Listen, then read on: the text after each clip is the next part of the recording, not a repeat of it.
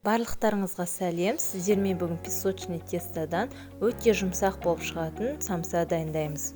Достар, видеомды көрмес бұрын дәл осы жерге сілтеме қалдырамын. Подписаться батырмасын басып, менің каналыма тіркеле кетіңіздер. Ыдысымызға 600 грамм ұнымызды және де 200 грамм сары майымызды қосамыз. 1 шай қасық қамыр қопсытқыш пен тұз саламыз. Ұнымызға алдын ала бөлме температурасында тұрған сары майды қостық. Енді біз жақсылап үгітіп араластырамыз. Біздің ұнымыз осылай үгіліп тұру қажет, оған 20% қаймақ қосамыз. Үстінен 2 жұмыртқа саламыз. Қамырымызды қатты тығыз қылмай илеп аламыз.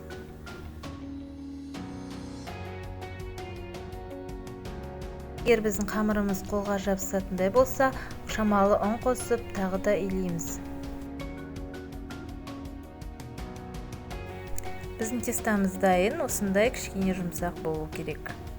Енді кезекте біз самсамыздың, яғни салмасын дайындаймыз. Ішіне салатын фаршына пиязымызды ұсақтап турап шығамыз.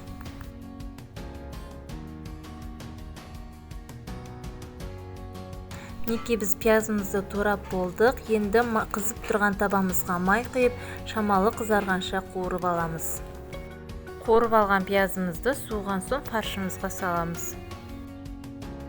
Одан кейін дәміне қарай тұз бен бұрыш қосып жақсылап араластырамыз. Фаршымыз дайын. Енді тестамызды алып 2 бөлікке бөлеміз.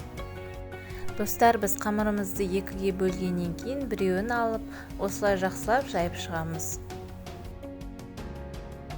Достар, мен жайылған тестамды осылай арнайы домалақтап кесіп алдым.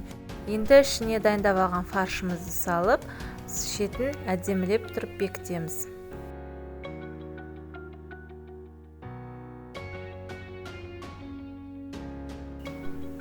Достар, естеріңізде болса, тестамызды 2-ге бөліп алғанбыз, соның екіншісін жасап жатырық.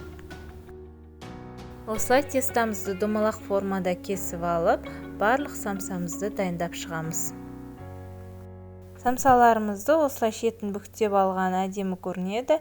Қатты қиын емес, сіздер де жасап көріңіздер. Духовкамыздың ыдысына самсаларымыз жабысып қалмас үшін май жағамыз. Самсамызды енді ыдысымызға орналастырамыз.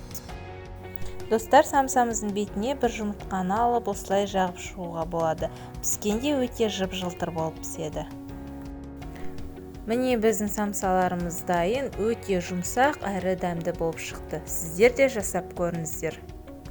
Достар, менің видеомды соңына дейін қарағандарыңызға рахмет. Сіздерге ұнаса лайк басып, комментария жаза отырыңыздар. Достар, менің каналыма тіркелуді ұмытпаңыздар. Сіздерге алдағы уақытта керемет видео рецепттермен бөлісуге тырысамын. Менімен бірге болғандарыңызға рахмет.